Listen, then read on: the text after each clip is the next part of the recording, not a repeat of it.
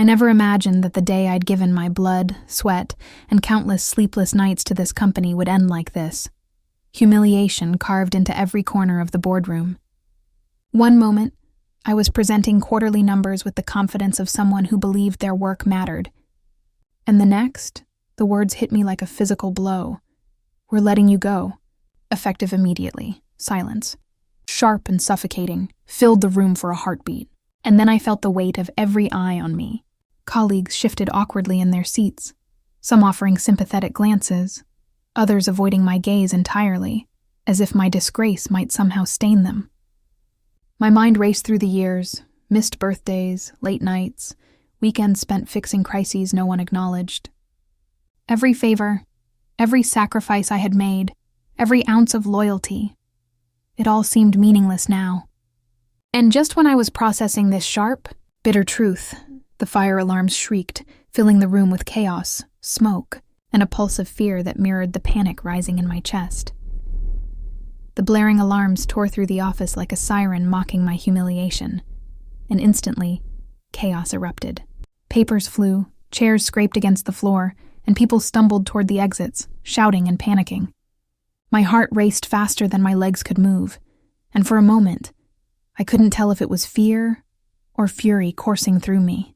Was this some bizarre coincidence, or had fate decided to punctuate my disgrace with a dramatic soundtrack? My mind drifted backward, replaying the hours, the days, the years that had led me here. I remembered the late nights fixing mistakes no one thanked me for, the endless meetings where my ideas were dismissed until someone else repeated them, the whispered comments about how I wasn't management material, or too quiet, too loyal, too patient. I remembered the looks of smug superiority from the higher-ups, the way my work was expected, never praised, and the subtle hints that my dedication would never matter. And now, standing amid the screaming and flashing red lights, I realized that all those small betrayals had been leading to this moment. The moment I was both powerless and somehow, strangely aware of the beginning of something far bigger than embarrassment. Once I spilled out into the parking lot with the rest of the panicked employees, my chest still hammering, my eyes caught things no one else seemed to notice. Doors that should have been locked swung open freely, security cameras pointed at walls instead of corridors, and the badges some employees waved without issue highlighted lapses I had never bothered to see before. A strange thrill ran through me, tangled with the sting of humiliation. I realized just how underestimated I had been. All those times my ideas were ignored, my work belittled, my presence minimized. It turns out they had no idea who they were really dealing with. I walked the perimeter slowly, feigning confusion, but internally I was cataloging every weakness, every overlooked corner, every procedural oversight. FOMO, fear of missing out, or rather the fear that they had miscalculated me, fueled a rising tide of determination. I had been mocked as naive, pushed aside as dispensable, but now, for the first time in years, I understood that their arrogance was my advantage. In their eyes, I was powerless, irrelevant, easily dismissed. In mine, I was quietly becoming dangerous, noticing things they assumed I never could. Sitting alone in my apartment later that night, the echoes of the alarms still ringing in my mind, I let myself feel the full weight of the day. I thought about the countless late nights I'd spent fixing mistakes that weren't mine, covering for coworkers who never once thanked me, the personal events I'd skipped, and the moments I'd sacrificed with friends and family just to prove my worth. Every insult, every dismissal, every whispered slight came rushing back, each memory sharpening the sting of today's public humiliation. My chest ached with a mixture of shame and fury, and for the first time in years, I faced a question I had avoided for far too long. Walk away quietly, swallow my pride and fade into irrelevance, or finally take control, reclaim my power and make them regret underestimating me.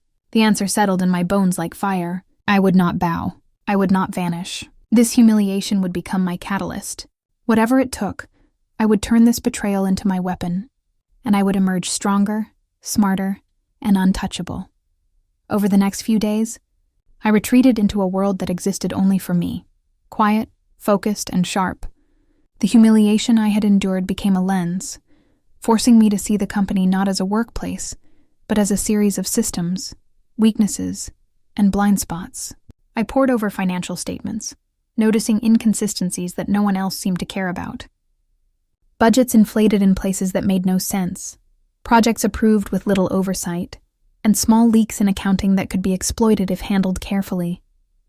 Beyond the numbers, I began to map the personalities around me, the petty rivalries, the grudges, the hidden alliances, and most importantly, the secrets of the person who had orchestrated my firing. Every careless comment, every private conversation I had once overheard, every subtle slip became a piece of the puzzle. My anger no longer burned wildly. It cooled into precision, transforming resentment into strategy. I made lists, timelines, and contingencies. Each step I imagined in my mind played out like a chess game where I was finally moving the pieces. By the end of the week, I could see a path forming, small, calculated, and inevitable. They thought they had dismissed me, rendered me powerless, but in truth, I had begun a silent takeover of the narrative, and the tension of knowing what was coming made my pulse quicken with anticipation. I started making calls I never would have before. The first person who answered was Mara, the team lead who pretended not to notice me in meetings, but had texted me once months ago during a late-night rollover, thanking me for saving a client deck. "I heard about what happened," she said without preamble, voice low. I told her the truth between breaths. The firing, the alarms, the way everyone had looked away. And she didn't gasp or tell me to move on. She said, "Come by tonight. Bring coffee." That night, in a dim cafe, I met 3 people: Mara, Luis from IT, and Jen, who had been passed over for promotion twice and now ran the client services phone. We didn't do small talk. We shared a litany of slights, late emails unanswered, credit given to others, private jokes at our expense. The conversation tasted like relief. Finally saying it out loud made the small cuts into purposeful scars. "He's been skimming the budget for a year," Luis said, sliding his laptop across the table like a confession. He spoke in rapid, nervous sentences, the way people do when they're relieved someone is finally listening. Not huge amounts, nothing that triggers audits, but enough. A few falsified vendor invoices, travel reimbursements coded wrong. I thought it was sloppy accounting at first. Then I saw patterns. I couldn't do anything alone. Jen added, "And the client list. Remember when we were told not to call back certain leads? That's because names were being pocketed for a private project. I kept quiet because I needed my job. But after today, I can't pretend it's fine." Their voices stitched together a picture. Small, deliberate corruption, hidden behind corporate language and compartmentalization. It was disgusting, sure, but it was also an opening. If I framed what we knew the right way, if we exposed just enough to make the boss, my boss who had orchestrated my firing, look incompetent and reckless, people would begin to question him. Not loudly at first, quietly. A seed of doubt, then a sprout.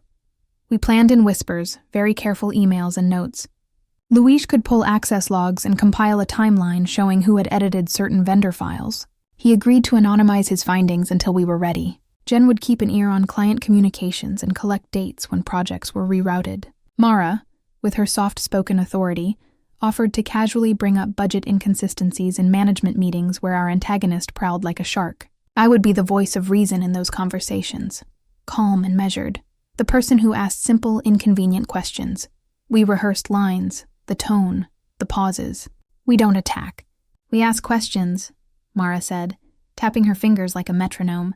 "We make them defend what they've done. People will talk to defend themselves, and talk reveals patterns." It felt surgical, like removing a tumor without spilling blood. There was a moment, halfway through our planning, when I felt the first small crack in the armor of shame. When Mara laughed, soft and surprised, at something Luis said, I realized how much power the 4 of us had simply by refusing to be isolated. The humiliation that had felt permanent now seemed like a temporary bruise. The plan wasn't revenge in movie spray paint terms. It was methodical, careful, and undeniably effective because it used the company's own rules against itself. We left the cafe with more than a plan. We left with roles. I would be patient, draw others out, and wait for the right opening. Luis would prepare the evidence quietly. Jen would watch for patterns, and Mara would introduce the questions in public forums, framing them as innocent concerns. It was the opposite of a dramatic public takedown. It was social engineering with a moral aim. As we parted ways, Mara put a hand on my shoulder and said, "You didn't have to take this alone." Her words landed somewhere between apology and promise. I walked home feeling lighter, like someone had finally handed me the map I'd been missing. The first small victory wasn't a headline. It was the knowledge that I wasn't invisible anymore, and that realization shifted everything. The days that followed were slow, deliberate, and intoxicating. Every action I took was measured, like placing dominoes with careful precision. I started small. An offhand comment during a meeting about a minor budget discrepancy, casually framed as concern for the department, watching the antagonist twitch, the corners of his mouth tighten. I redirected blame subtly, highlighting delays or mistakes that were technically his responsibility, but had gone unnoticed. The colleagues who once whispered behind my back now leaned in, their curiosity piqued, their suspicions quietly awakening. Each seed of doubt I planted grew invisibly, branching into minor debates and side conversations. I watched him flinch when emails questioned past decisions, saw the irritation simmer when team members double-checked his reports. It was never overt. It had to feel natural, organic, untraceable to me. And then came the day he stepped into the conference room, reviewing numbers he thought were foolproof, and I smiled inside knowing he didn't see the trap I'd meticulously prepared. He was walking blind into a moment where every minor misstep, every small insecurity I had quietly exposed, would start unraveling him. And as the door clicked shut behind him, I felt the pulse of tension spike, the quiet satisfaction of inevitability curling through my chest. The first domino was about to fall, and he had no idea it was me who had set it. As I sat alone that evening, the quiet outside my apartment contrasting with the storm I'd set in motion at work, memories of my personal life pressed in like weights I'd carried for years. I remembered months of unpaid overtime while my rent climbed, the nights I skipped dinner with my family to meet impossible deadlines, the endless phone calls to relatives who complained about small favors, yet never acknowledged the bigger sacrifices. Every bill I paid felt like a silent testament to my persistence. Every stressful conversation at home another layer of emotional labor I had shouldered alone. I thought of birthdays missed, anniversaries ignored, moments of laughter replaced with exhaustion and anxiety. The humiliation at work had hurt, yes, but these flashbacks reminded me of the pattern, the consistency of being underestimated, overlooked, and burdened without thanks. Feeling it all again, every pang of stress and invisibility, I realized why this revenge mattered. Not for money, not for recognition, but for my own validation. I deserved to be seen, to matter, to reclaim dignity that had been systematically stripped away. The personal stakes now gave my plans weight. Victory wouldn't just feel satisfying at work, it would feel essential, earned, and profoundly cathartic. The conference room was packed, the usual hum of polite chatter buzzing under the fluorescent lights. But today, everything felt different. I had rehearsed every word, every pause, every casual glance that would make my point land without seeming aggressive. When the discussion turned to last quarter's client reports, I leaned forward slightly, letting my calm tone draw attention. I noticed something in the vendor reconciliation report that I thought was worth clarifying, I began.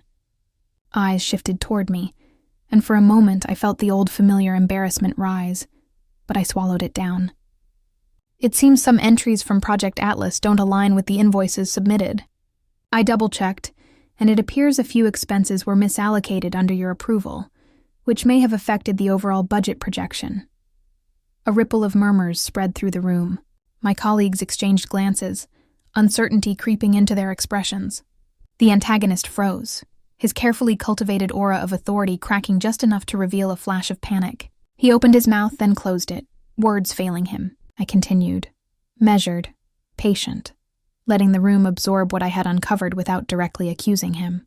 By the time I finished, the tension had shifted subtly but unmistakably. Whispers were no longer about me, but about him. Colleagues who had once ignored me now lingered, listening closely, their expressions softening with newfound respect, or perhaps cautious curiosity. The antagonist's disbelief was palpable. His eyes darted nervously, fingers drumming against the table. A red flush climbed his neck as anger rose in his voice, tempered only slightly by the formal setting, but the power had clearly shifted. For the first time in years, I felt it. The quiet satisfaction of turning scrutiny toward the person who had humiliated me, of revealing cracks in their polished exterior while maintaining control.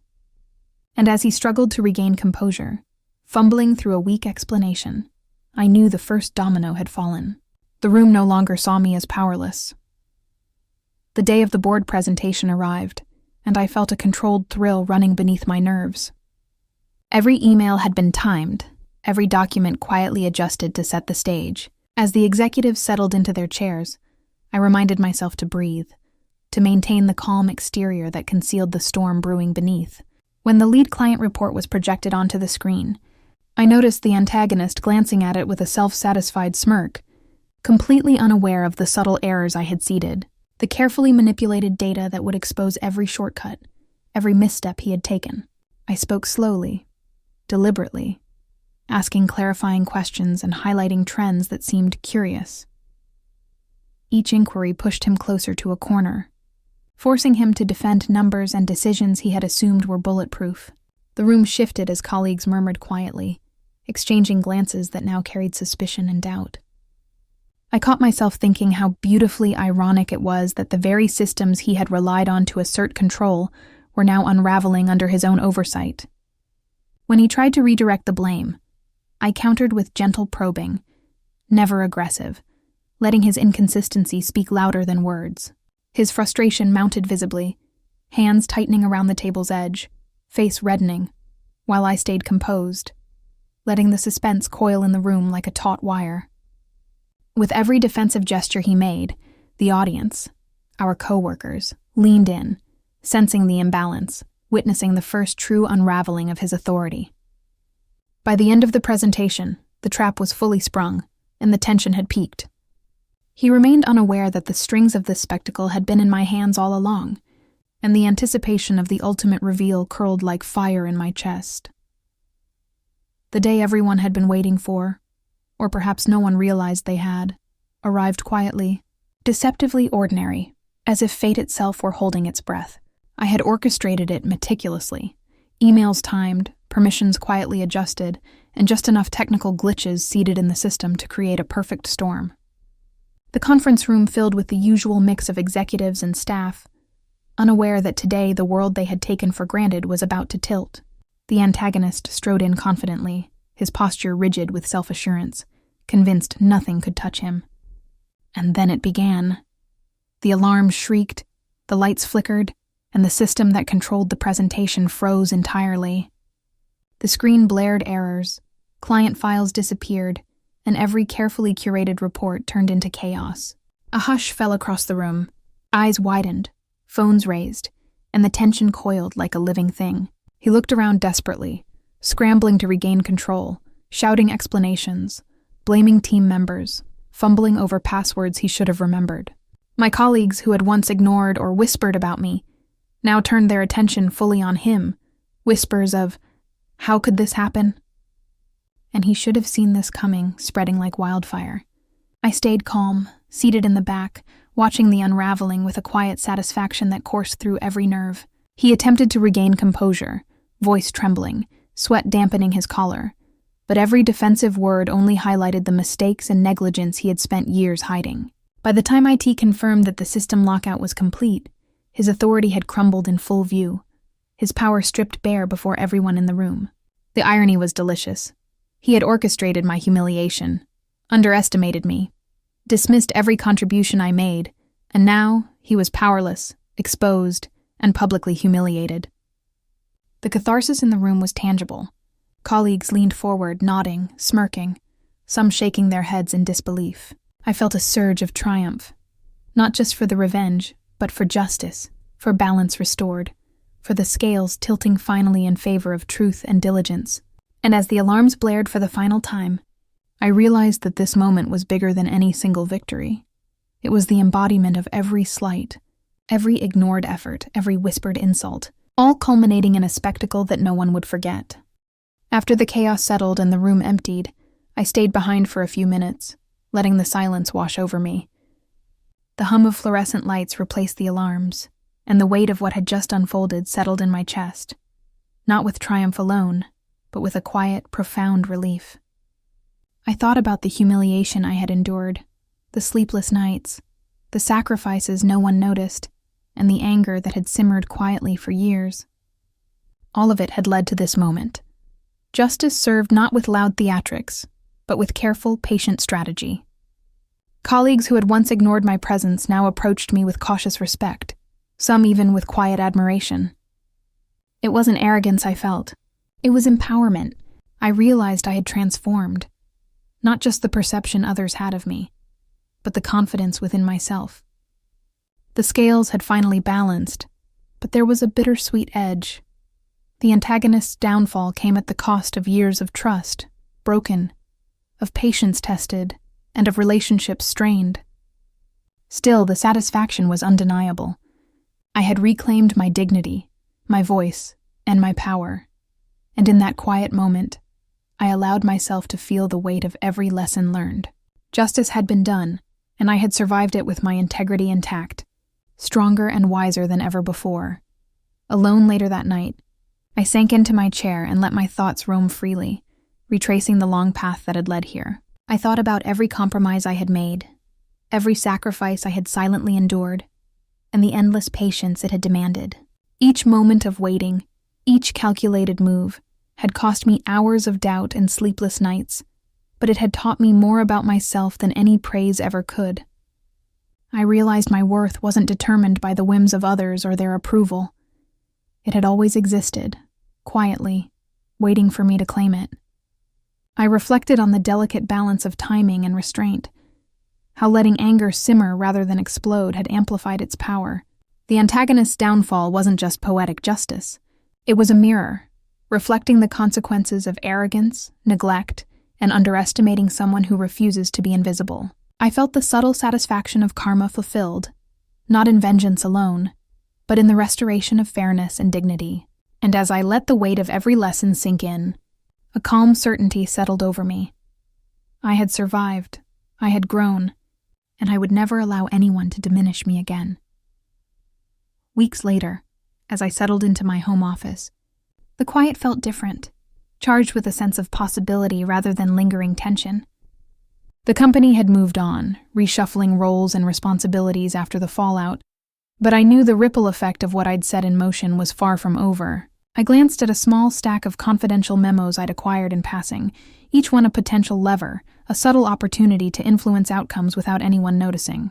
My phone buzzed with an email from a client praising my insight during the board incident. A simple acknowledgement that felt like a quiet victory. I allowed myself a small smile, savoring the knowledge that I was no longer just reactive. I was proactive, holding pieces of influence that could shape the next phase. The feeling was intoxicating. Not arrogance, but empowerment, a sense of control I had never experienced before. Somewhere in the corridors of the company, decisions were being made that unknowingly aligned with the careful groundwork I had laid. And as I sipped my coffee, watching the city glow outside my window, I felt the subtle thrill of anticipation. This was only the beginning. The story wasn't finished, the game was ongoing, and I had already claimed the first moves, leaving those who had doubted me wondering what I would do next.